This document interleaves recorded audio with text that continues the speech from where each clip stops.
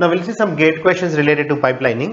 The first question is from GATE 2008 IT paper and 40th question.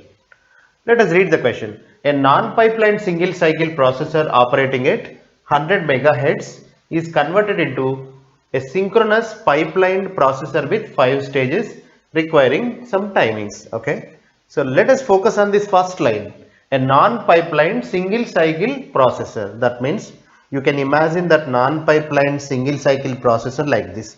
There is a circuitry. Okay. This is circuitry. Whatever. Now this circuit is working with single cycle. That means within single cycle it is producing the output. Okay. Now it will do all this instruction execution, fetching, decoding, everything. It takes one clock cycle. Understand? Single cycle. So what is the cycle duration? 100 megahertz. So they have given frequency. There is a relation between frequency and clock cycle. So this is the right time to understand what is the difference between clock cycle and frequency. Simple. If you want to find out the clock cycle, the time duration of execution, then simply divide this frequency by, simply you use formula 1 by frequency. What is frequency? Because time equal to in your physics classes, right, in intermediate you have learned, right, time equal to 1 by frequency, correct? Time period equal to. Similarly here also this clock cycle's time period equal to 1 by frequency, which is nothing but 1 by 100 megahertz. So this is simple formula. If I simplify it, then hertz is nothing but 1 by 100 megahertz is nothing but 1 by 100. Mega means 10 to the power of 6. Hertz means 1 by second. Okay, 1 by second. So that entire thing will become seconds. Now it will become 1 by 100 into 10 to the power of 6. It will be 10 to the power of 8. If it goes up, it will become 10 to the power of minus 8 seconds. Then if I convert this to nanoseconds, because see we have some values which are in nanos, then I can say that it is 10 into 10 to the power of minus 9. So that means 10 to the power of 10 nanosecond, isn't it? Finally, in the first non-pipelined single cycle processor, we have a time period, right? That is nothing but 10 nanosecond. Just remember it. 10 nanosecond. Non-pipelined. That is converted to a synchronous pipelined processor with 5 stages. What is the meaning of synchronous? I will tell you. Whenever a pipeline is synchronous, this is a definition of synchronous pipeline. So you will be having a common clock for every stage. That means, example, let's say you have let's say 3 stages. This stage takes 1 hour. This stage takes 2 hours. Just for easy understanding, I am giving values in hours. So this is taking, let's say, 4 hours.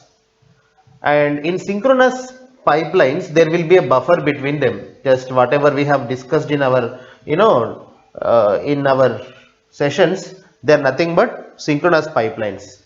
So what happens is, so this stage will work and it will produce the output, and that will be transferred to this buffer.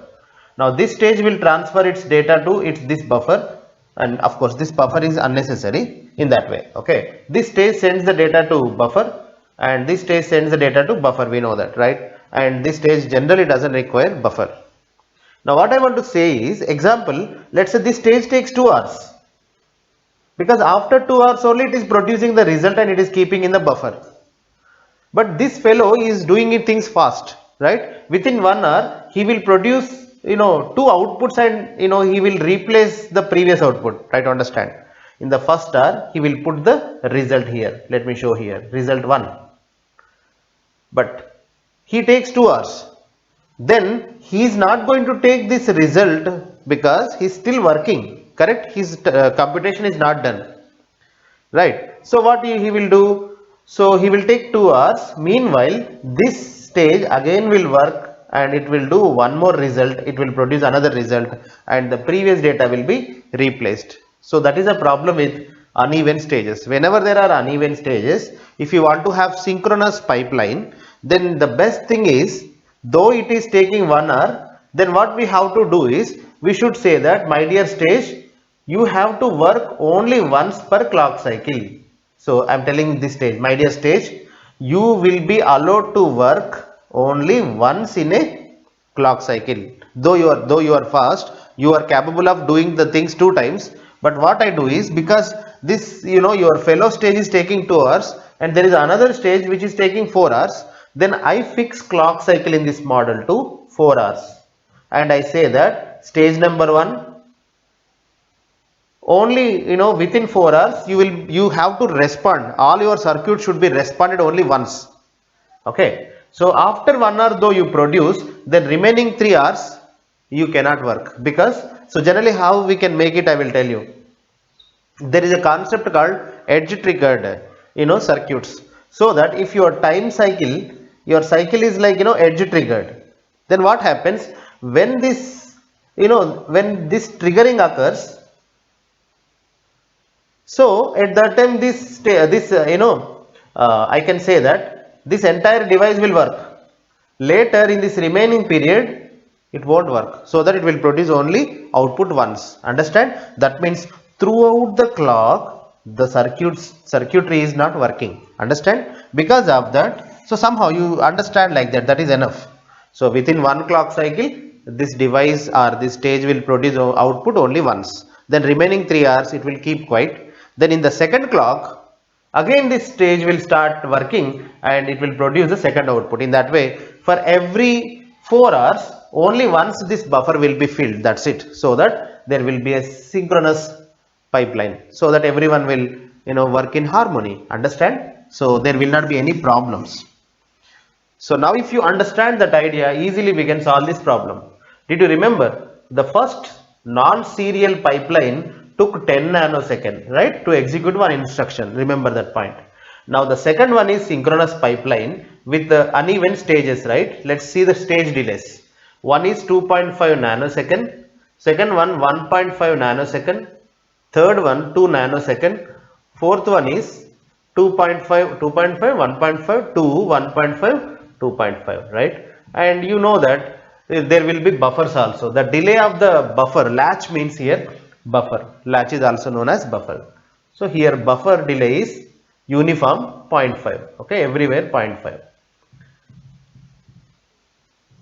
0.5, 0.5. Here clock delay is 3 nanosecond, right?